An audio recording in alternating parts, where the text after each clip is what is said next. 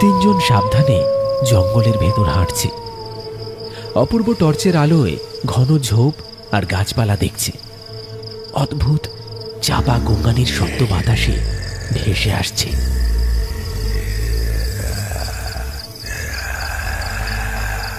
দাঁড়াও, মনে হচ্ছে শব্দটা ওদিক থেকে আসছে। তারা প্রায় 1 ঘন্টা এদিক ওদিক খোঁজার পর জঙ্গলের ভিতরে একটা ভাঙা বাড়ির কাছাকাছি পৌঁছল। চারপাশের বাতাস তখন অস্বাভাবিকভাবে ঠান্ডা আর ভারী। বাড়ির দেয়াল দেখা যাচ্ছে। হঠাৎ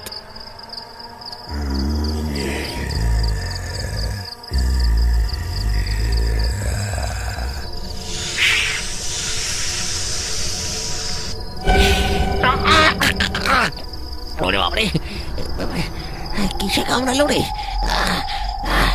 আরে একটা বিষাক্ত সাপ।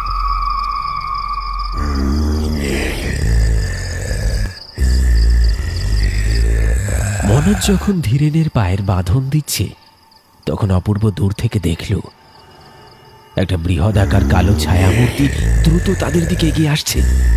ছায়ামূর্তিটি 4 পায়ে ছুটছে এবং তার চোখ দুটো জ্বলছে।